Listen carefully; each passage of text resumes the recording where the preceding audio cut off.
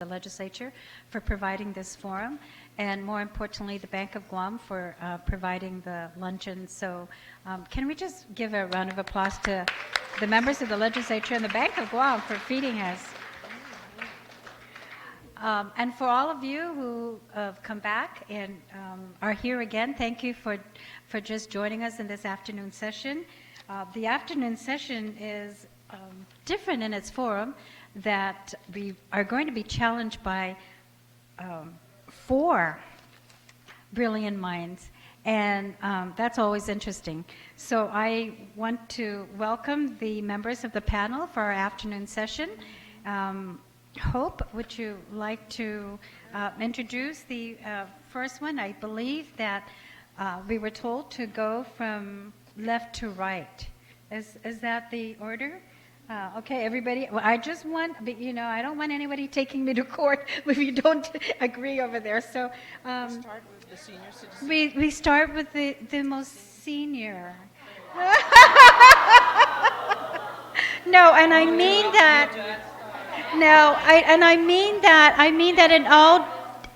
that in all due respect, because he was a political activist, and seniors do bring a wealth of experience. Now, come on, take that all back, okay?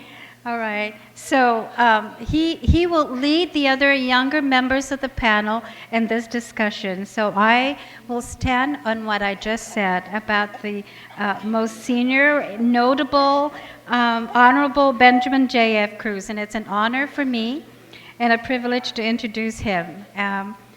In 1975, BJ earned a law degree at Santa Clara University and later served in several capacities in the Governor Ricardo J. Bordallo administrations, including legal counsel, and later as the governor's liaison to the White House, the Congress, and the National Governors Association in Washington, D.C.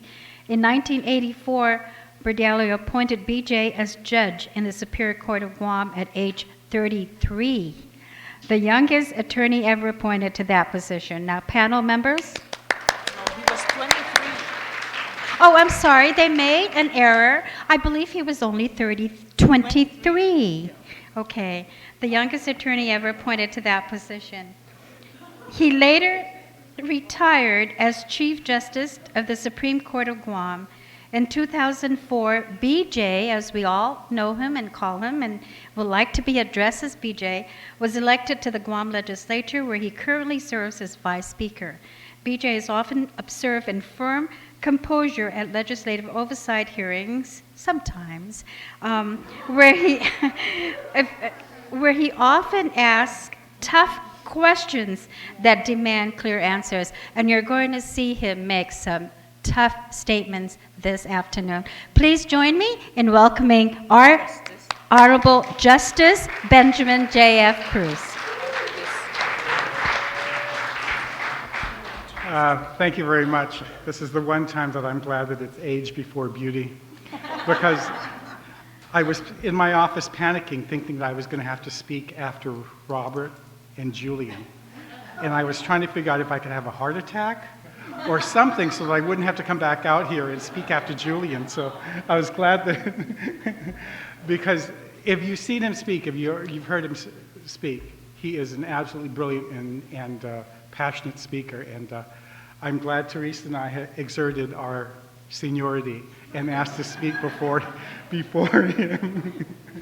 But I hope most of you were here this morning, because it's imperative that you get the background that Dr. Corbin provided as to the United Nations and Robert's historical analysis or recounting of things that happened. I was sitting there thinking that I'm a relic of history, because we've lived through all of it between myself, Robert, Marilyn, Hope, Ron. We were all there, and Ken in the back. He was even before us in the brown shirt movement. But those of us in the late 70s, when we incorporated OPIR, and when we incorporated Pt.2 and took on the 2 Judys on the constitutional insisting that you had to establish status before you could write the Constitution. But just so I don't take up all the time, I think I'd just like to go back to emphasize what Dr. Corbin mentioned this morning, that this whole issue is based around two documents. The first document, as Robert recounted, was the Treaty of Paris of 1898, the ceding Guam to the United States, wherein in Article 9 of the Treaty of Paris it reads, quote, "The civil rights and political status of the native inhabitants of the territories hereby ceded in the United States shall be determined by Congress." And Robert made that emphasis this morning in his presentation.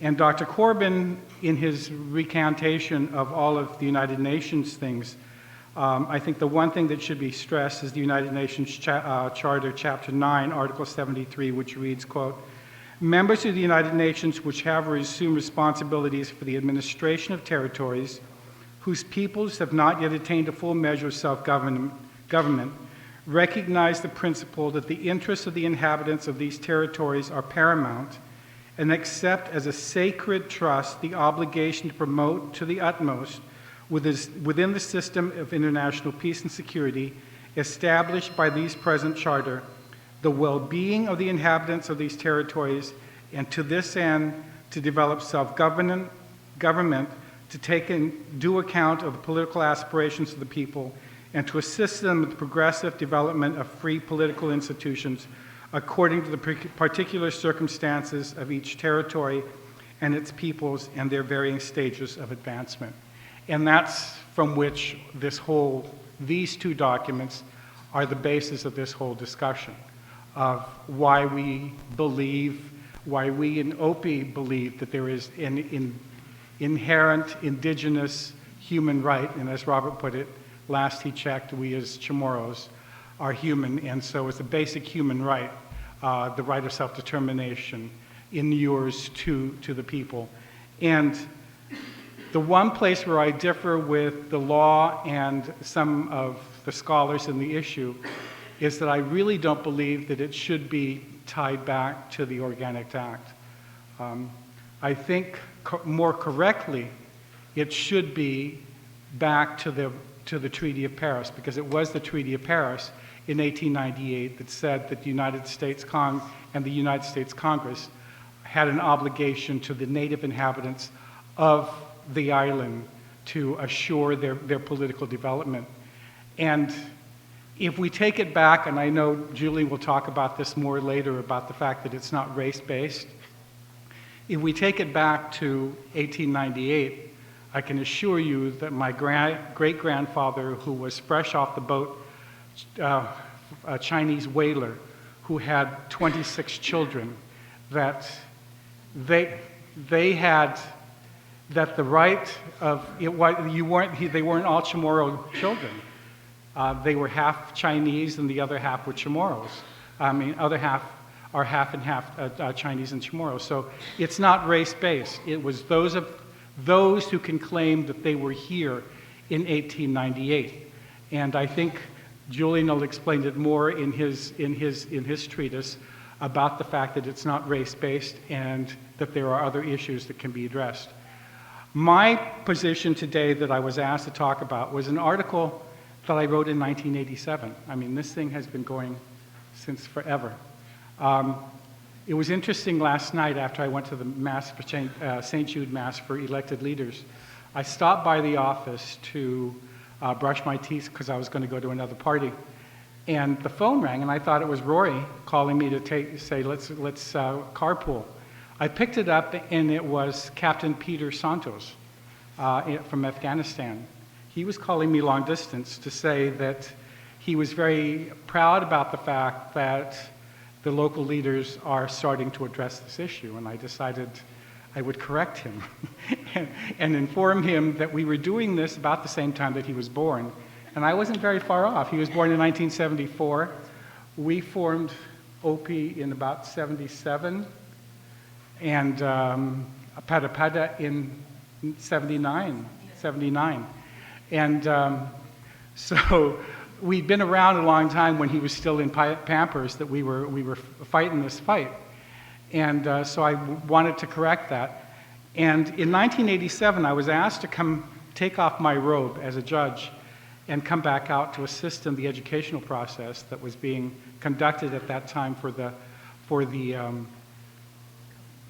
Commonwealth Act that was before the people at that time. And I wanted to address the one issue specific to whether or not it was unconstitutional to limit the vote to indigenous people. And indigenous, by definition, would be those that could claim their ancestry to either 1950 for some under the current law, or those of us that believe that it should be indigenous who can claim their ancestry to 1898. One of the other reasons why I wanted to take it back to 1898 was because between 1898 and 1950, a lot of Chamorros became U.S. citizens, and so therefore did not become U.S. citizens by virtue of the Organic Act. And if one was to be strict about the interpretation of citizenship by virtue of the Organic Act, that those individuals, the Underwoods and a couple of the others, would probably be precluded because they had received their citizenship by virtue of the fact that their father or their grandfather had, by marriage, provided them with their citizenship, or for some of other people who's like my grandfather, who was in the Navy in the 1920s, and fortunately he didn't get his citizenship until 1950. But those who were in the military during and before the war and got their citizenship, they can't claim their citizenship by virtue of the Organic Act. So they would be precluded from the participation in this plebiscite and also in the Chamorro Land Trust. So I think more correctly we've got to address it and take it back to 1898 and the promise that was made to those people that were on the island at that time. I also wanted to, in the paper that I published in 1987, debunk the myth that it was unconstitutional to limit, that it was unconstitutional to deny people the right to vote if they were U.S. citizens. And my hypothesis was the United States history is replete with instances where U.S. citizens are denied the right to vote. And when the Constitution was first passed and the first elections were done, it was only done by white males and white males who owned property. It wasn't just all the white males, it was only white males that owned property. 50% or more of the population was made up of women, but women were not allowed to vote for the first 130 years of the country. Yeah, the next time that and so for that period, there was a whole group of American citizens who were not allowed to vote, the women and men who didn't have property, white or black. In 1870, the 15th Amendment was passed, and that then included former slaves, the males, because still women were still not going to be given the right to vote, even with the 15th Amendment. And so even as late as 1870, there was still, women were not allowed to vote, and you had men with property regardless of race or color. Then the next one was in 1920, when women's suffrage was finally passed as an amendment. And that was near 130, 140 years after the founding of the country that women were finally recognized and given the equal right to vote. So the Americans can't claim that U.S. citizenship guaranteed a vote. Even with the passage of the 19th Amendment, there were still thousands, tens of thousands, if not hundreds of thousands, of U.S. citizens who still were not allowed to vote. And the most egregious of that group, the most evident of that group, were the thousands and tens of thousands, if not hundreds of thousands, that lived in the District of Columbia. the seat of government for the United States of America, those U.S. citizens that lived in the District of Columbia between 1770 and 1961 could not vote in the presidential election. They were precluded from voting. It took an amendment to the Constitution, the 23rd Amendment to the Constitution, to allow the men and women living in the District of Columbia the right to vote in a presidential election. But it took a constitutional amendment. It wasn't sufficient to be able to pass a law by the U.S. Congress. It had to be a constitutional amendment. And the reason why it needed to be a constitutional amendment was because people seem to forget that the right to vote for president does not inure to each U.S. citizen individually. The right to vote for the president is vested in members who we elect to the Electoral College. I think some of us saw that in 2000 when Al Gore got the popular vote, but George Bush won the presidency, because when it came down to the issue of which states did George Bush win as opposed to which states did Al Gore win, the number of electoral votes that went to George Bush, especially with what the U.S. Supreme Court did with the state of Florida, gave him the majority of the votes and therefore the presidency of the United States. So it's never been an individual right. There's been talk, and people are still complaining even to this day. They're still trying to figure out this proposal to try to have direct voting for the president, but that is still not the law of the land. The law of the land is still, under the original Constitution, electoral college members are elected, and they're the ones that determine who's going to be the president of the United States. And they don't, some of them, in some of the states, don't even have to follow what the popular vote was in their states. If they're elected as members of the Electoral College, they could, and some of them have actually voted against the popular vote in their state. Even with the passage of the 23rd Amendment, there still were a lot of people that were precluded or prevented from voting because there were poll taxes, and therefore there was a financial, not so much a prohibition, but an inhibition that prevented people from voting because they couldn't afford to pay the poll tax. So consequently, the Congress and 2/3 of the states had to pass the 24th Amendment, which abolished poll taxes, so that it didn't matter whether or not you were a landowner or whether you had the money to pay for the poll tax. You could vote if you were a U.S. citizen and lived in a state. Even with that, there was still a lot of people that weren't allowed to vote. It wasn't until 1971 that the 26th Amendment was passed, giving the vote to 18-year-olds. Prior to that, it was 21-year-olds, and it wasn't until 1971, 40 years ago, that we gave 18-year-olds the right to vote. So the history of the United States is replete with examples of exclusions of people in spite of the fact of their U.S. citizenship from being able to vote. But even with that, there was still one other group that had to be addressed, and those were the overseas citizens. And the only way to be able to address that was the passage in 1975 of the Overseas Voting Rights Act, OCVRA, Overseas Citizens Voting Rights Act of 1975. In that act, it was determined that you could vote for President of the United States if you were living even if you were living in a foreign country, as long as you could trace your residency back to a state.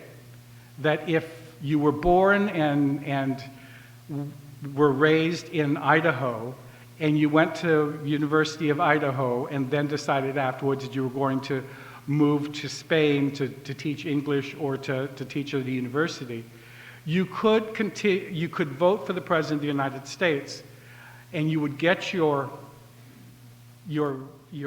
absentee ballot from the state of Idaho, because you could trace your residency back to the state of Idaho, and or whatever state that you come from. As a result of the Voting Rights Act, the OCVRA of 1975, Elizabeth Barrett Anderson, when she was the Attorney General of Guam, had a group of her attorneys bring an action in the Ninth Circuit District Court to challenge the fact that all the voters in Guam were denied the right to vote for the presidency. And it was the Attorney General of the Territory of Guam, on behalf of all U.S. citizens residing on Guam qualified to vote pursuant to the Organic Act et al. Versus the United States of America.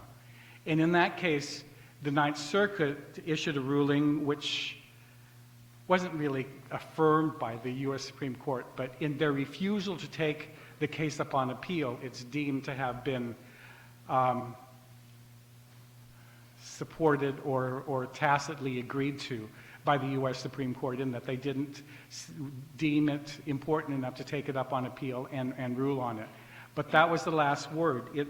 In that, the problem with that case, and I would really encourage everybody to find that case. It's a 1987 or 1988 case, 86 or 87 case. To read that, because when the Ninth Circuit dismissed the case, it dismissed it because of a real interesting technicality. At the very end of the opinion, it reads, "Plaintiff's claim in this case is asserted on behalf of all voters who vote in Guam elections. It is not a claim on behalf of those who have previously qualified to vote in a state election.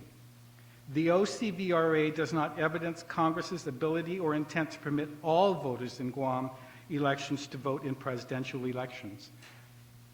So from that, it is saying that those of us even, that grew up in the States and attended college in the States and had the opportunity to vote back in the States, if we could trace our residency to one of the states, we could apply for an absentee ballot from the state of California, from where I graduated from college and law school. I could apply to the state of California for an absentee ballot and vote for the presidency, for the President of the United States, because I can trace my voting right to the state of California.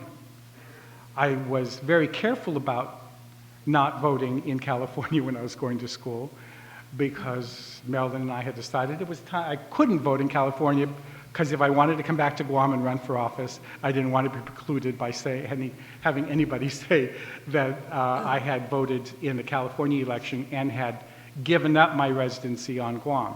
I had always considered Guam eventually to be my domicile and my residence. So though I may have campaigned for individuals in the elections while I was in school, I made sure that I did not vote because of the fact that I wanted to maintain my voting rights here on Guam. But had I done so, I believe that I could, even to this day, continue to ask for voting for an absentee ballot to vote for the President of the United States.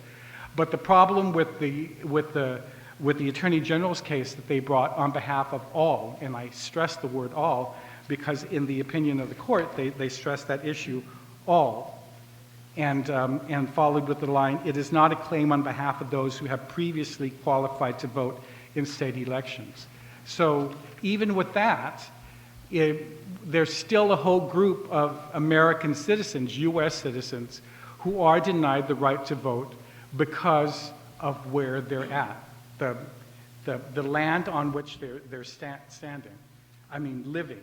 And so the thing is that the Electoral College, the right to vote is the right given to the state. And the right given to the state is exercised by the Electoral College members who vote for the presidency. And it's they who will go to Washington the first week in January and cast the votes on behalf of their state as a result of the election in their state. But The history is replete with, there were times, I think, in Andrew Jackson's term where there was question of some of the electors got to Washington and decided they weren't going to vote for Andrew Jackson or whoever it was that was running against him at the time, because that was the right of the electors, the members of the Electoral College. And so the right to vote can be restricted, and it is my contention that there is no constitutional right to vote because of your U.S. citizenship, inasmuch as the United States in the past 150 years, 250 years, has shown that the Constitution and the laws of the United States can exclude citizens. And it is also my contention that under the Treaty of Paris and the United Nations Charter and the responsibility given to the Congress to protect and exercise the rights of the citizens of the native inhabitants of Guam, that they can and should, when and if, as Robert put it, if they decide that they're going to do something about addressing the plebiscite and the right of self-determination of people, they can limit the vote. And I'm insistent that the right or the obligation to exercise the right was given to the people who were here in 1898 and their descendants. I'll leave it at that. I know my article had two other examples at the end, but that one is cultural and one is corporate, and rather than complicate the thing, I'll just stick with what the issue is before us and just point out that there is precedence for denying the right to vote to U.S. citizens, and it would not be unconstitutional to have this vote and restrict it to the descendants who can trace their lineage to to those who were here on Guam in 1898. I think I'll stop at that and allow them to speak.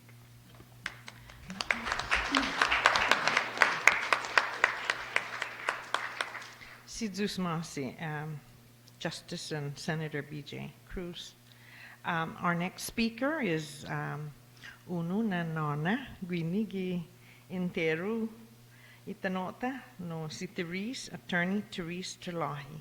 Si Therese is a 1989 graduate of the UCLA School of Law and is licensed to practice law in Guam and California. She received her undergraduate degree in biology from Creighton University in Nebraska. In the past 20 years as a sole practitioner or partner in law firms, she has represented the diverse sectors of our community, including senior citizens, women and families, landowners, and business enterprises. Por favor, welcome si Therese Terlaje. Sidusmasi. Therese, you can come.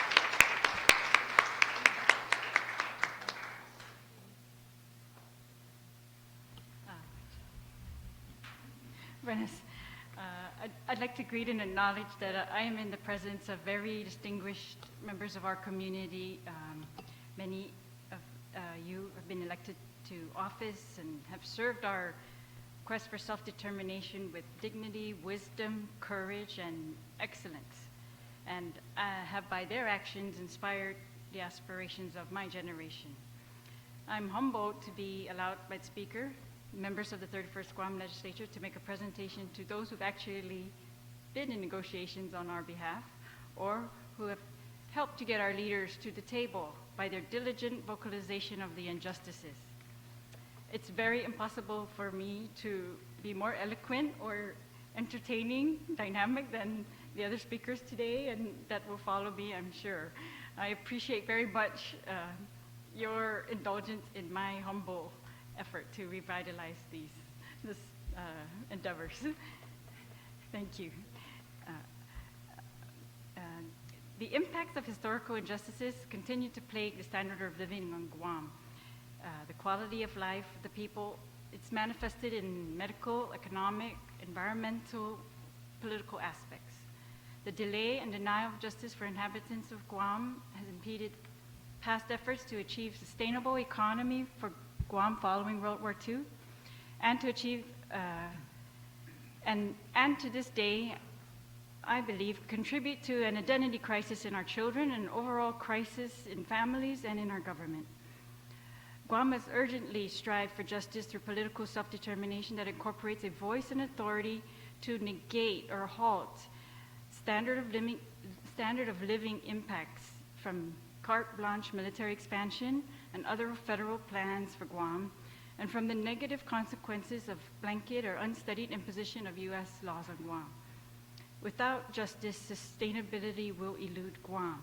And without sustained efforts, our justice will elude all of our people. In addition to the pursuit through international channels, the U.S. court system, Guam's elected leaders, as they have in the past, must directly negotiate with the U.S. to reach binding improvements for political status and aggressively seek UN and U.S. endorsement of self-determination for the native inhabitants of Guam. Notwithstanding the other roles that the Organic Act places on our elected leaders, we trust our congressmen, our congresswomen, governors, and our senators to tirelessly advocate for change in status and to be our first line of defense against further injustice by the U.S. government on the people of Guam. Before the Organic Act, the Guam Congress served in an advisory capacity to the naval governors. They attempted to represent interests of the civilian inhabitants directly to the naval governors, who obviously had no problem addressing the needs of the military inhabitants of Guam. The inspiring words of the Guam Congress, including the walkout, have been preserved for us. They've been summarized for our convenience. The Guam Congress battled to move away from an all-powerful naval rule and the ability of a naval governor to single-handedly act against the desires of the people of Guam, especially in a time of peace. It's my personal belief that no student of Guam should graduate without the opportunity to be inspired by the eloquence, sincerity, and urgency in the pleas for justice by the members of the Guam Congress, nor should they graduate without opportunity to be angered by the continued applicability of those pleas to today's situation. One of the results of their efforts is the current Guam legislature. Yet even after the Organic Act, Guam legislature, the sole voice for the people of Guam, battled appointed governor and U.S. system, which allowed one person, one agency of the U.S. to dole out denied justice. The Guam legislature continued its efforts for fairness and justice and eventually attained an elected governor. It's incumbent on every leader who now sits in an elected office, due to the efforts of those who went before us, to learn the passion, the strategies, and the sacrifice endured in these battles for justice, lest they mistakenly believe that they were meant to sit in office as facilitators of the U.S. efforts to control Guam. The elected governor and the non-voting delegate to the U.S. Congress allowed us to elect residents of Guam to join the Guam legislature's voices in Guam's quest for justice from the U.S. and for a change in political status by exercising our right to self-determination. Notwithstanding the passage of the Organic Act, the task forces and commissions utilized the resources of the government of Guam in this quest, including the Guam Task Force on Political Status, the Commission on Political Status, the Guam Self-Determination Commission, and its Guam Commonwealth Draft Act processes, the current Guam Decolonization Commission. Each of these mechanisms extended beyond the governor alone, for Guam's quest has always been multi-pronged, multi-voiced approach to justice, thus unifying diverse efforts and ensuring roles for each and every citizen in this pursuit. Multiple voices strengthen the our pursuit of political status by strengthening our negotiating position. Just as legislators send official requests via resolution to Congress and other U.S. officials, or enact into law measures of subtle but more often outright resistance to colonialism. There have been many contributions from all in our society in pursuit of a change in political status. Many of you, especially the Chief Justice here, were part of the NGOs and occasionally the government officials who represented Guam's quest to UN and its committees for many years. Elected leaders, those appointed to commissions or task force, government workers, volunteers, all traveled around the island to village meetings, government meetings, pocket meetings, family meetings to discuss political status. They traveled sometimes at great expense to other countries around the U.S. in order to be heard by officials of the U.S. government. We are proud today of the growing record of official testimonies and of war survivors like Beatrice Elmsley, Tom Barcinas, of the unity and the message and eloquence of the Guam Commonwealth hearings, and many more occasions. In many instances, the community banded together to raise money to send these few representatives. Teachers, government agencies, and officials were enlisted in the education of students and all residents as to our rights and our quests. The Guam legislature enacted laws mandating the teaching of Guam history, and for a while, the Organic Act of Guam. But the bulk of this education and preservation of our rights was done by private citizens, many of them landowners, anti-nuclear advocates, many other groups. Some were war survivors, but many were first and foremost proud Chamorros who were deemed activists by the media. It was the impatience of these activists that kept justice at the forefront and keep justice at the forefront of Guam's quest. We should dedicate entire days to celebrating the accomplishments, sacrifice, perseverance of Guam's own citizens in the pursuit of justice. Legislators have long understood and taken advantage of the great potential of the government of Guam, even under U.S. law, to resist the further imposition of injustices to which we are vulnerable while in a colonized status. Examples of what I call resistance legislation include, foremost, the repeated impaneling of status commissions comprised of individuals in the community and reps from all branches of government. The Chamorro Land Trust Act reserved a home for Chamorros in perpetuity. The legislature passed law prohibiting the arrest of protesters by our local police. Law was passed mandating that excess federal property returned to the government of Guam be in turn transferred to the original landowners to right an injustice done by the U.S., not by the government of Guam. Prior legislators refused to be swayed by the potential monetary boost to the government that a different use of the land would bring. We too should stand firm against threats of economic doom and the lure of federal funds or contracts that have been used in all places where the colonial power wants easy access to resources. We must not forget it was the business interests who overthrew the independent kingdom of Hawaii, while the U.S. government silently stood by and then pounced once the dirty work was done. One final example. There are numerous examples. Time constraints don't allow us to celebrate today, but one of the recent ones was the legislature not wanting to be coerced into signing a programmatic agreement, potentially contributing to the adverse effects on our historic and cultural sites, passed a bond to build a Guam museum. It's actually the Vice Speaker's bill. Guam legislature passed a bond to build a Guam museum with its own money that would be able to tell its own history, not beholden to U.S. interpretation. Our museum particularly must be a source of resistance to colonialism.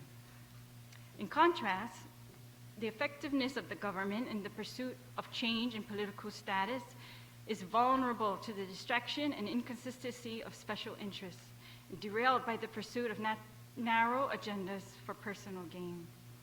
We must all be extremely diligent to stay unified in the face of these competing and divisive agendas. We must be most diligent to ensure that no branch, no official, no agency of our local government is distracted into facilitating U.S. control or further injustices. The efforts of all agencies must be redirected at building our negotiating strength, and all executive orders, memorandums, or unwritten agendas of facilitation or increased federal authority should be rescinded. Perhaps our legislature and especially the public could benefit from a policy similar to one of the first policies issued by President Obama's Attorney General, announcing that he would not defend the denial of FOIA requests by government officials except in very limited circumstances. Federal dollars, by the way of grants and loans, have to be scrutinized and, if appropriate, rejected, where they would usurp from Guam commitment to a U.S. agenda which further impedes Guam's self-determination efforts and hinders our negotiating strength. There are many examples of the strings attached and the late discoveries of their full implications that make it reasonable and critical that we be extra cautious. We all drive through Tizen and reminded of the airport's refusal to return ancestral land based on bond covenants and the subsequent lease of that land to commercial interests. We recall the DOD and officials at various government agencies secretly entering into non-disclosure agreements that prevented the Guam agency personnel from informing the legislature of preliminary EIS findings. Recently, media has congratulated the airport and port on their designations as special military institutions, and we've learned of the port's battle to maintain control over its master plan as a result. We must check the final settlement between the port and a private contractor who, pursuant to lease of the former shipyard from Gita, and contracts with the military sued for exemption from Port Authority control and tariffs. We hear of the potential for U.S. DoD control of ships and entry into Upper Harbor. We must be diligent that DoD-funded research and other programs in any of our institutions are consistent with Guam's priorities and basic socio-economic, political, and cultural development goals of the people of Guam. The military made it very clear when they proposed a massive expansion of activities and forces on Guam that they would do as they pleased, that they might take more land, that there would be adverse effects to the people of Guam. They also announced the few needs that were within the control of the government of Guam. Their need for fresh water, their need to give us their sewer and their trash to manage and dispose of properly, their need for massive amounts of H2 laborers to get their projects done according to their timetable. The community did its part through effective use of the EIS and Section 106 processes, public hearings, town hall meetings, rallies, responded with overwhelming opposition, with active comments, educational campaigns. Teachers, social workers, government agencies responded. Many legislators responded, and the legislature as a whole was in firm opposition. Yet the military did not need the consent of the community, had found a way around the legislature, and was even able to pit executive branch agencies against each other in battles for mitigation money. A potentially great negotiating opportunity resulted instead in the announcement of the creation of an entity that would consist of military and Guam agency personnel to facilitate and expedite the processing of military permits. They announced the PA, Programmatic Agreement, which purportedly gave them Guam's consent and the freedom to move forward despite the adverse impacts to our historical and cultural sites. They have moved forward with the fencing and clearing of miles of forest in Northwest Field, with the relocation and expansion of their dog kennels to avoid dog stress from construction noise on the upcoming projects. They've successfully directed DPW to use federal funds to prioritize construction of the bridges, crucial to the military road haul network, before any project strictly for the benefit of our local community. As a solution to a dump that was violating the Federal Clean Water Act by leaching contaminants into U.S. waters such as the Longfit River and Pago Bay. The dump was leaching contaminants into U.S. waters such as Longfit River and Pago Bay. They've most recently announced that Guam has agreed to take DoD trash, to fill our brand new landfill built by bond payments exacted from future generations, and to dispose of the leachate in the shores of Inarajan. Their work needs are met by the congressional lifting of the caps of the H2 visas that our governor will have sole authority to grant. Excuse me, just let me get this up.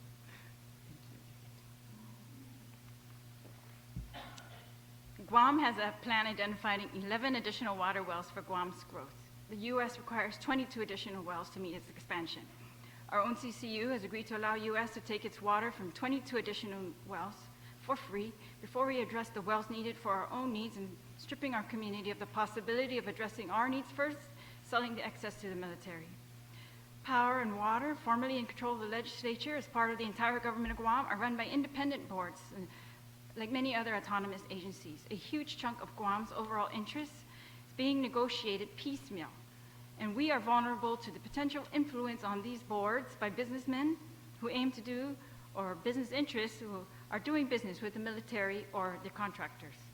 Ironically, it's a local agency that also insists on federal EPA objection that Guam can handle the wastewater from additional H2 barracks. The U.S. kept the H2 barracks off their bases now washes its hands of adverse impacts to wastewater, healthcare, recreational facilities. There's been little opposition, and the TLUC has continued to grant variances. A hope for greater justice has been preserved for each of us by those visionaries, those with the gift of oratory, those writers, lawmakers, those artists and activists with courage and voice, and those citizens who took the time and made the sacrifice to learn their own history, their own plight, and to work together towards a solution. Anyone involved in negotiation will tell you that skills and motivation are important, but timing can dictate your success. We must continue to be prepared at all times and ensure that the next generation, those in college and high school, are prepared after us for any opportunity that we can create. Perhaps the ideal opportunity. All of us must urgently fill many roles. We must all teach the pursuit of justice that's been ingrained in us. We must use our voices to comment, protest, write, create art, and even sue. We must support each other and celebrate our successes and stay focused on strengthening the pursuit of justice and our negotiating position for a change in status, but through very carefully selected means. By carefully selected means, we can cure the identity crisis of our youth, re-empower our women and families, restore the pursuit of justice as a goal of the community, paramount to the pursuit of individual, family, business, or single industry wealth. We can and must prepare ourselves and our youth to be able to lead the various groups necessary to continue or culminate this quest. I have no doubt leaders will emerge to continue this quest as time marches on. Even more critical than the emergence of leaders may be the support structure of critical first followers instilled with the courage of the actions that we take today, who will lend critical mass and direction to all those efforts. Our success at this moment in time need not be measured by whether we reach our ultimate destination in the next year or even decade. It may be measured by ensuring that we leave no impediments for the next generation's opportunity for success. Thank you.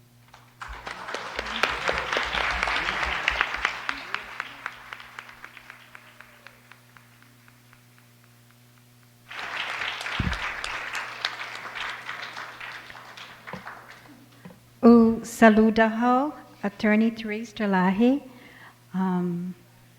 demasiado importante y domo illustration.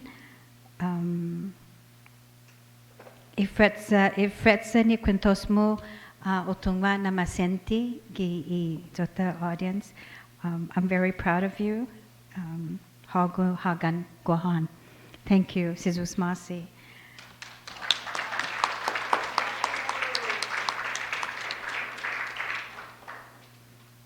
I mean, it really was an enlightening presentation because I was sitting here and I was looking at Senator Hope and I was saying, wow, I mean, that's an illustration of several isolated works of the government leaders here continuing to protest of all these little fragmented impediments that keep coming to us. And so we really thank you for that. The next speaker is Attorney Leevin Camacho, and I'm very proud to be the one to introduce you. Leevin is a graduate of John F. Kennedy High School.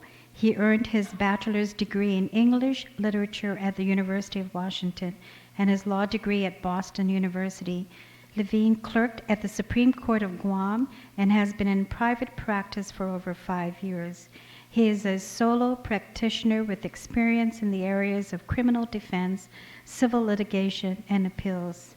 Ay nahobencitosti lo demasiado fuerza de menta y tiningonia. And so, saludo loki, Attorney Camacho. Thank you for being one of our panel discussion this afternoon. Thank you.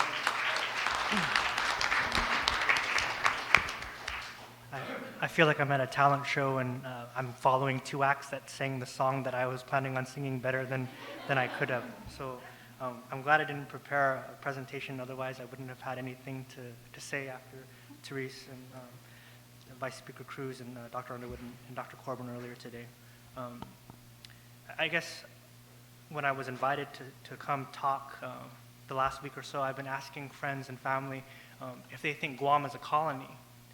And the most frequent answer is no. And in my opinion, everyone in this room probably will say without hesitation that Guam is a colony. And it made me aware that one of the biggest threats to the decolonization movement is apathy. That people do not believe that Guam is a colony, and they believe that colonialism on Guam ended at various points along Guam history. Some people will cite to the grant of citizenship in 1950.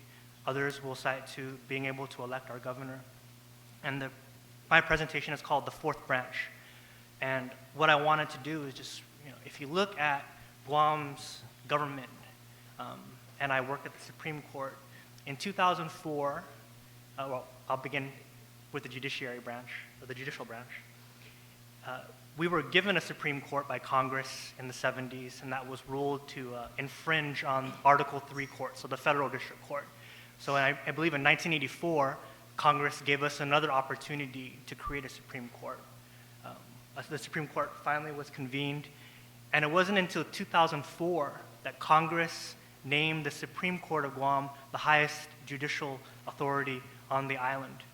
In 1984, when Congress gave us a Supreme Court, they made it so that the Ninth Circuit Court of Appeals would oversee the jurisprudence on Guam for 15 years because they did not trust our local jurists to develop a body of law that would be consistent with U.S. law. And I've met many very intelligent Chamorros who've been licensed to practice law since the 60s. Actually, Therese's father, I believe, in 1963, that he was licensed to practice law, Mr. Joaquin Arreola. So there are many lawyers on Guam, but yet in 1984, we're not talking that long ago, they did not believe that we had the ability to rule based on the law. Our legislature, the Guam Congress, did not have any authority, and it wasn't until 1950 that we were given the Guam legislature. But of course, if you read the Organic Act, to this day, Congress has the explicit authority to annul any law that is passed on the island of Guam. For 20 years before we had our governor, we were given a civilian governor, and who had the ability to veto laws that were passed by the Guam legislature. The Guam legislature could override that veto by 2/3, similar to what we have today. But the catch was that the governor could then refer it to the President of the United States to override the override of the veto. And I believe that was exercised 4 times in Guam history. So you have a civilian governor who ultimately can go back to the president and say, I don't agree with what these people in the legislature are doing, can you please step in? And the president had the ability to say, fine, that law is null and void. If you look at the governor, again, we were given one in 1950, we were finally given an elected governor in 1970. And the point that I wanted to make in that talking about colonialism and using the word colony, it's not about, it's not a statement about what Guam is like right now, because a lot of people think it's about poverty, it's about citizenship. It's really about the ability to govern yourself, and at least in my opinion. And the fact that our 3 branches of government are subservient to the United States Congress, that we are governed by a federal statute, that we have been held to be no more powerful than a federal instrumentality,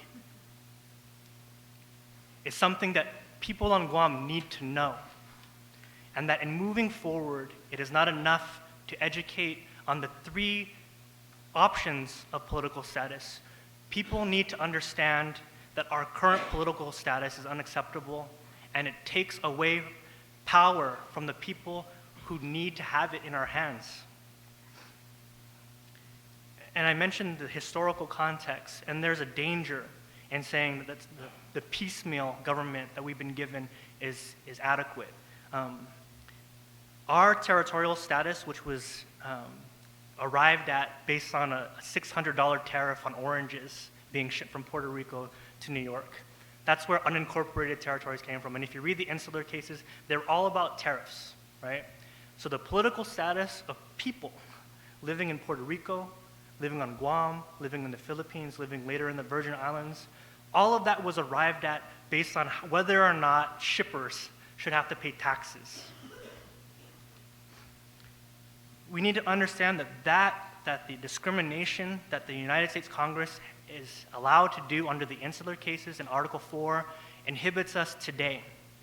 If you look at GMH and you look at Medicaid, Medicare, and the way that Congress can cap and explicitly discriminate against the territories and the effect that it has on the government of Guam and the people who live here, it is unacceptable. But again, it is something that most people are not aware of.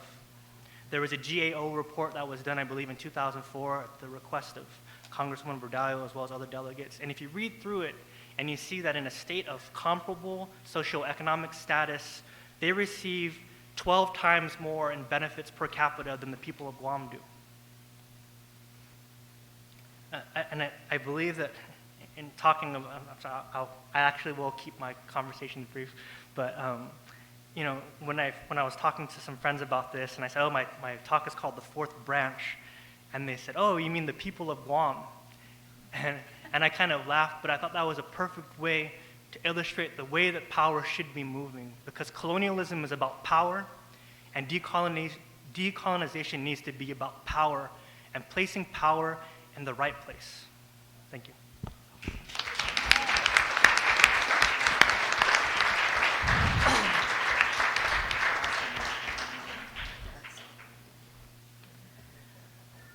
We would like at this point to request our speakers to provide a copy of their presentation.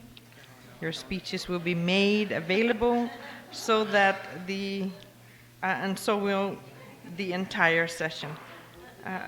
This will also be on PBS, on the legislative channel today. So thank you. Wow, what presentations today. And we are streaming live on KUAM. Gosna banidosu sti nahaoni.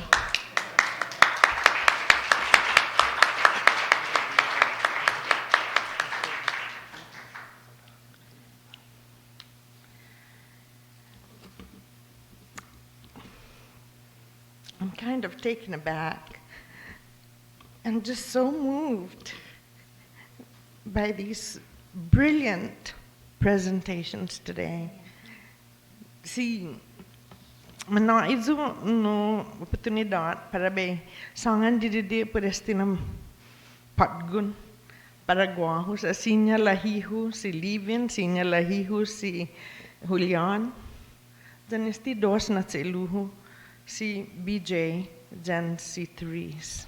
Si Therese komunana anak fanientizu niya sinanganya siya sa esti na tonu i contamination gostat kilo zahita mumireresi todo izu siya na setnot i profan huzong zani famagoonta za debi dita ekungo kesti sinanganinya sa tanto si BJ lo ke hobenya mas ke Guam ni paugo za barabe finu English.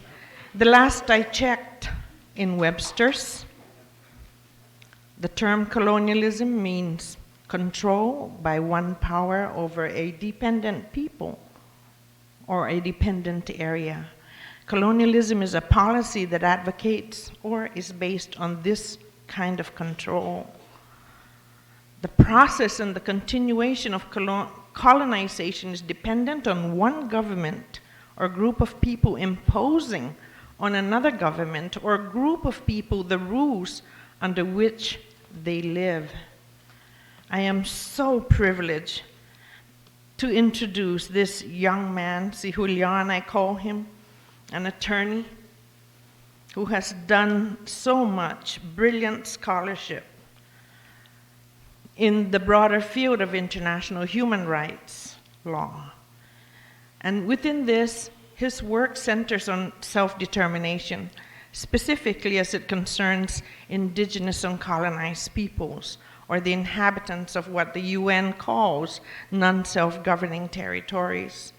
Julian's work in this area has taken both legal and non-legal forms, including writing, activism, criticism, community organizing, and legal scholarship. He is also engaged in demilitarization work, which in Guam's case has been inextricably tied to decolonization and self-determination. Julian is a repeated guest lecturer at the UCLA School of Law. This year, within the next week, I believe, Julian will be traveling to receive his 2011 Petra Fellow, awarded by a New York-based Petra Foundation, a national foundation that honors individuals deemed to have made distinctive contributions toward advancing the rights, autonomy, and the dignity of others. We are so proud and fortunate to have Julian, Leevin, Therese, BJ. Please, let's give them a big hand of applause and welcome their testimony today.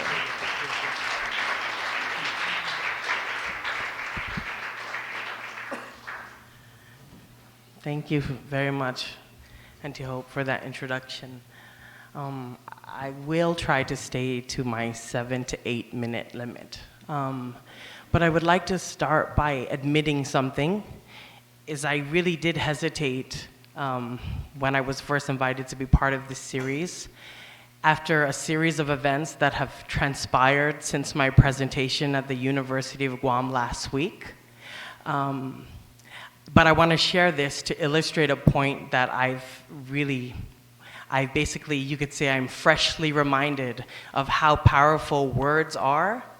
When I was giving my, what was really an academic legal lecture on the right of self-determination under international law, I recounted the evolution of the legal norm of self-determination in its post-World War II context as a principle that eventually became a crystallized right that became something that colonized peoples could quickly and clearly and formally wrap their movements around. This is a very dignified international legal norm, and the international jurisprudential literature around the right of self-determination is also filled with dignity. So when I came to the University of Guam last week, I really did endeavor to bring to the discourse and to bring to our community an elevated conversation that rightly casts the right of self-determination in a dignified light, the light that it deserves and enjoys under international law. And to my dismay, the presentation was wildly distorted, and there were a few people in the community who have chosen to torture the meaning and hollow out the definitions of even the words I used, and to create more misinformation and to taint the dignity with which I tried to do that presentation. So I want to say for the record that my presentation at the University of Guam last week really was an act of love, and if you watch it, it's available online. There was absolutely no call to armed violence in the presentation. There was merely a reference to a 1973 resolution that I was more or less paraphrasing. So I wanted to clear that up for anyone for whom that's a lingering concern. Now my presentation, I would like to speak quickly but clearly to the right to vote. So you can sort of say that I'm supplementing Vice Speaker Cruz's presentation with a bifurcate legal analysis. Because although I do specialize, I don't like the word expert. I think it creates distance between the expert and the people. I specialize in international law, but I am trained as an American law lawyer at an American legal institution, so I would like to bring to this presentation something different, both an analysis of the right to vote under US constitutional law, as well as the right to vote in a self-determination vote specifically under international law. So that's the bifurcate treatment I'm going to give this analysis. Under the US constitutional law, The basic challenge to the right to vote as it's framed in Guam popular discourse today is that to limit the electorate, that is, to limit the right to vote in Guam's future self-determination referendum to a specific class of people, politically defined as native inhabitants of Guam, who are made citizens by virtue of the passage and enactment of the 1950 Organic Act, so that's the political definition we're using, that to limit the constitutional legal challenge is that to limit the right to vote in such a fashion is unconstitutional race-based discrimination.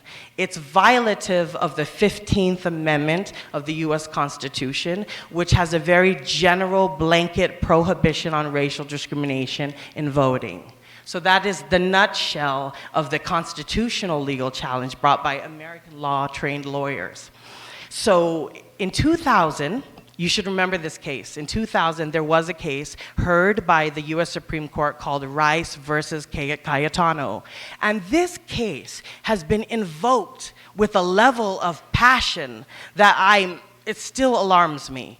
Because there are American constitutional law trained lawyers who are determined to suggest that the case is so clear and that the case is unequivocal, and that the case boldly stands for the proposition that you cannot limit the right to vote along any ancestral or racial lines. So I want to make 3 subpoints with regard to this case, because this is the most important legally significant case that we're going to have to fully brief to challenge and win the constitutional legal challenge. The first issue is the issue of language. I started out as a writer, I still am a writer, so I believe in the power of words. And that case has a sentence: ancestry can be a proxy for race. It is that proxy here. That is the actual sentence from the US Supreme Court case Rice v. Cayetano. And I don't know how many of you are familiar with this case in 2000, but the facts briefly are as follows. In this case, a Caucasian rancher from Hawaii was denied the right to vote for OHA. That's an acronym. OHA is Office of Hawaiian Affairs. It's a Hawaii state agency that has a 5-fold mandate, which includes a legal obligation to provide services for those defined as either Native Hawaiian or Hawaiian. So these are, I won't go into too much nuance, but you should know that the statutory definition at issue in the Rice versus Cayetano case made reference or defined Hawaiian as anyone with an ancestor that lived in the Hawaiian Islands in 1778 or before 1778. So the legal concern in that case, the date in that case was 1778. And I'm not sure how many of you are history buffs, but 1778 is legally significant for one reason. That is when the Hawaiian Islands made contact with the Western world. So I know this might be losing a few of you, but it's important, it really is important that we become precise and are able to respond to these challenges. So the Rice versus Cayetano case basically said that in that case, the white rancher who brought the lawsuit under the 15th Amendment won, because they said to deny him the right to vote for state trustees of a state agency in a state election was unconstitutional under the 15th Amendment. I'm going to point out that quickly the 3 reasons why this case is very distinguishable. In other words, when I say distinguishable, that's what lawyers say when we say this case is not like this other case, and that's why it doesn't apply or control the Guam situation, and that's why our vote is not constitutional. The date in that case was 1778, and that is, the court said, if 1778 is the date, the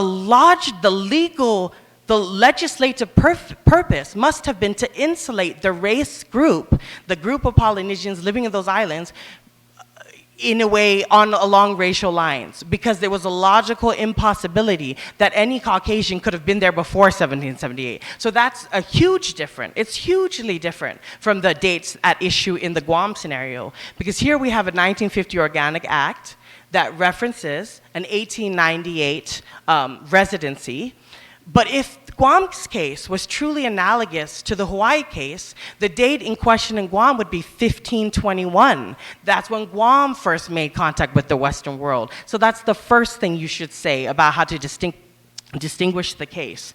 The second thing is to point out that the very nature of a self-determination vote is constitutive in nature. That means it's a political community rising up for the very first time wishing to constitute itself. It's a formational, constitutive, establishing act. This is so completely not similar to a vote for state public officials in a state election. So that should be your second go-to. You should say, no, not only is the date legally significant and it's not for a racial purpose, but, where was I on this one? Okay, OHA. Yeah, but the nature of the self-determination vote is qualitatively different, and these things have a lot of legal significance. That's the second point. The third point is I was giving a presentation, and I would like to repeat here that facts alone are easy enough to agree upon. But questions about values, about power, about legal imagination, about moral imagination, they're messier. They're inherently contested. But this is what self-determination, aside from the law, is about. It involves very important, complicated stuff. And so when you hear people talking about self-determination, it would be in your best interest to immediately be alarmed when people suggest that it is so simple, or that it's so clear, or that it's so obviously race-based discrimination. So what I've done in the first half is give you sort of legal responses to the constitutional law angle. Now I would like to transition and close with some commentary about international law.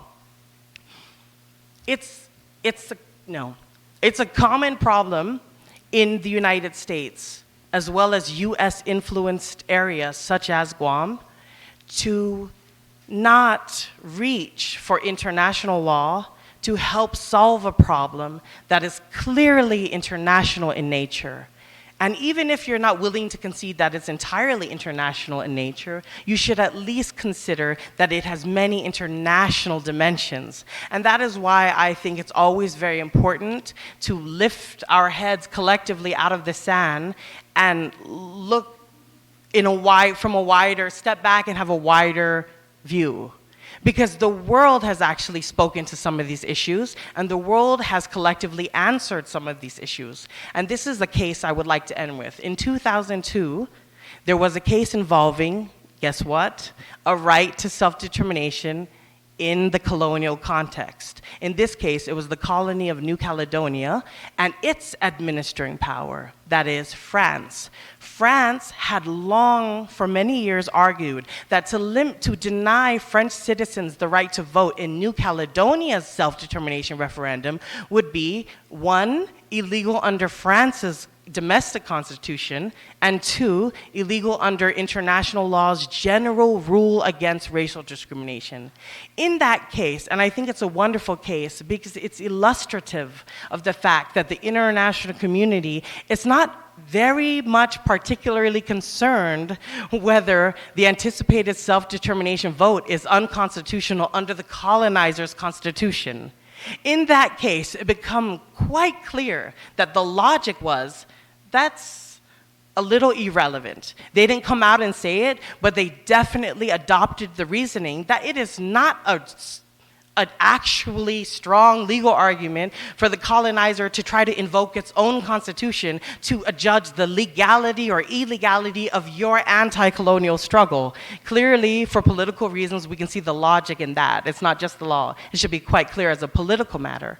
But the second thing, and the last thing I will say about the case, is that it stands for a proposition that's very useful to the people of Guam. And that is, under international law, and that is under the law agreed upon more or less by more than 190 countries on earth, that the right to self-determination can coexist with the general rule that prohibits racial discrimination, because they're two qualitatively different legal norms at issue. And there is no actual irreconcilability to this. And that is one thing I'd like to end just on a deeper note. I think when people come to this conversation and they're very aggressive and they choose to try to, one, say it's so simple and so clear, and two, try to force you to use the least amount of weaponry possible in your fight, I think that's something to avoid assiduously. To say, perhaps, if I'm going to enter a debate or a struggle or a movement or a courtroom, I should actually use every legal tool I can to advance my propositions. And that is, I think, the main thing I wanted to say. Right.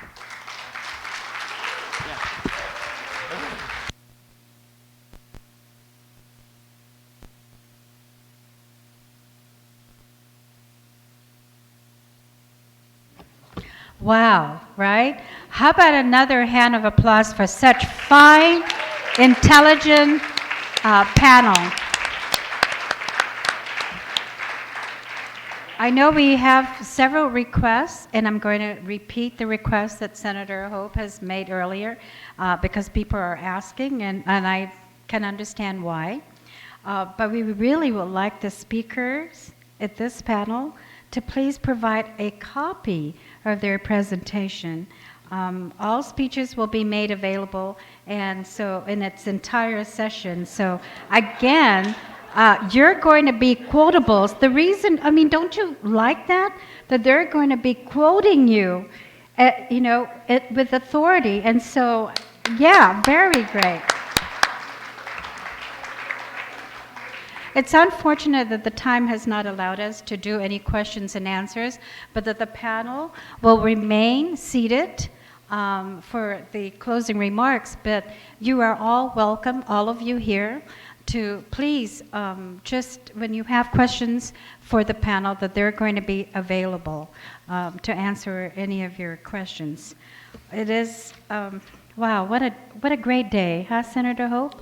Yes, it is such a, making history and getting this conversation going is just timely, and we appreciate all the attendance and the efforts of Speaker Wampet and the members of the Guam legislature. It is an honor and also a great privilege for us to introduce the majority leader who's going to do the closing remarks. Senator Rory J. Respicio has served in the Guam legislature since the 27th term. Currently, he serves as the majority leader and chairperson of the Committee on Rules, Federal Foreign and Micronesian Affairs, and Human and Natural Resources. He previously served as senior staff member of the Office of the Governor and as director of the Department of Youth Affairs. The Honorable Respicio, Senator Respicio, received his Bachelor of Science degree in Government and Politics with a minor in English Business Management, and he wants me to roll on. And he also served as a youth member for the Commission on Self-Determination, the predecessor of the current Commission on Decolonization, which he sits in as a vice chairperson.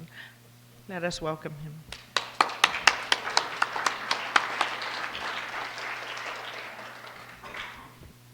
Thank you. Let's also give these two senators a big round of applause for being excellent facilitators.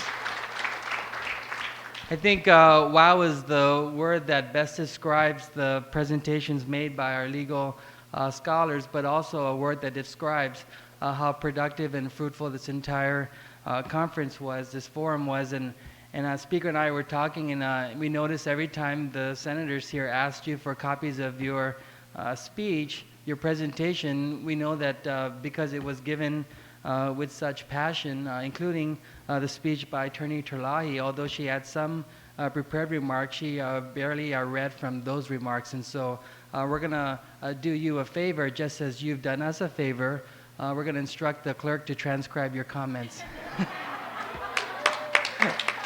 We know how busy you are, so we will take care of that. But first, let me congratulate Speaker Judith Wampet and all of those responsible for organizing this Guam's Quest for Decolonization Forum, as well as all of you who participated in today's forum.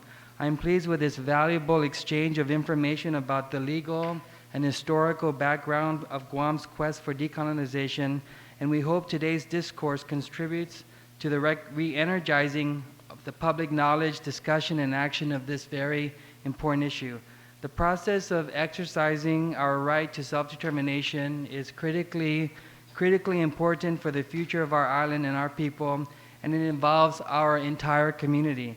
The greater number of us who take an active interest to educate ourselves and learn about this process, then the greater there will be in the achievements on the long road to finally securing a just political status for our people. And Julian, we know that this process is not at all easy, and we appreciate everyone that's been involved in this effort over the last decades. And all of us have a stake in this outcome, and sadly, many people have since passed on, including political and community leaders like former Speaker Carlos Taitno, whose account of the Guam walkout fascinates us until this very day. Let us please pause for a moment of silence to reflect on all of our heroes who, like us, have yet to be given the right to freely express the political status of our own choosing.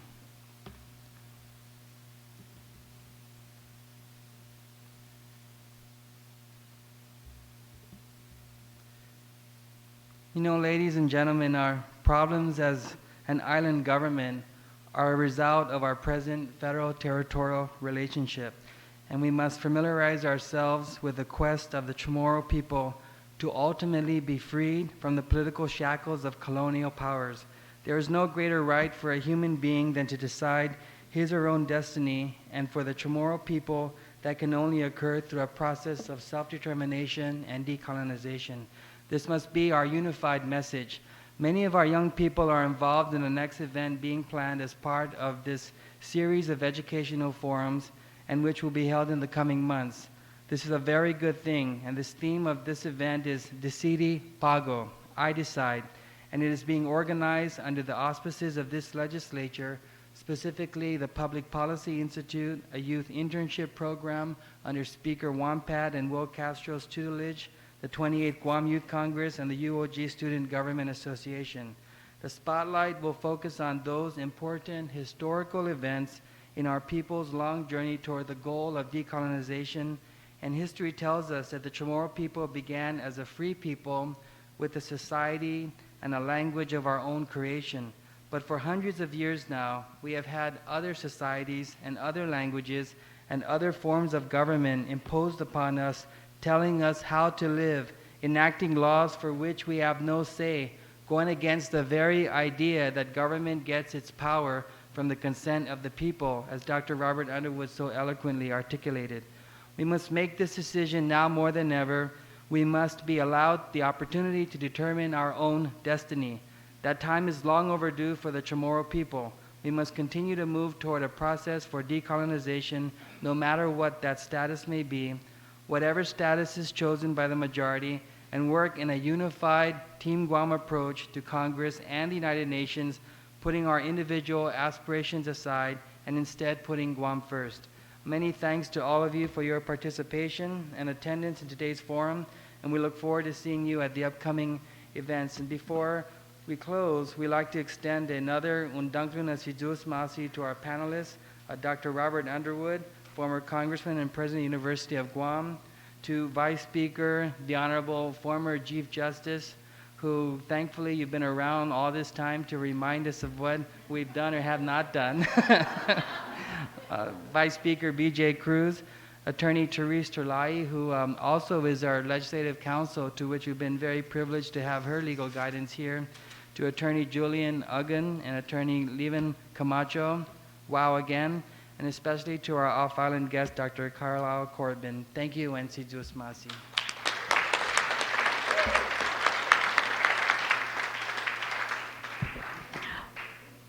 The speaker has also announced that this is just the first of several forums that the legislature is going to be doing.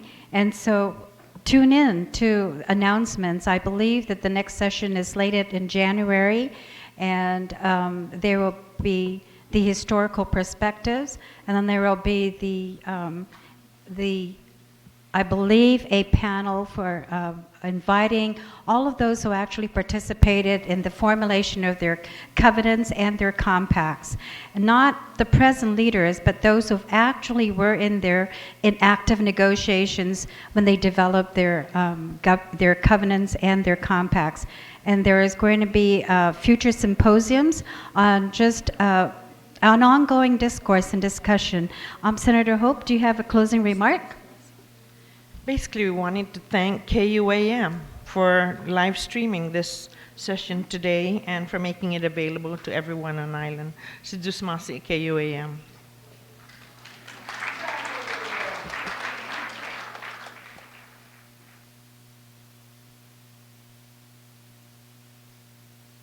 Si Zeus Masi.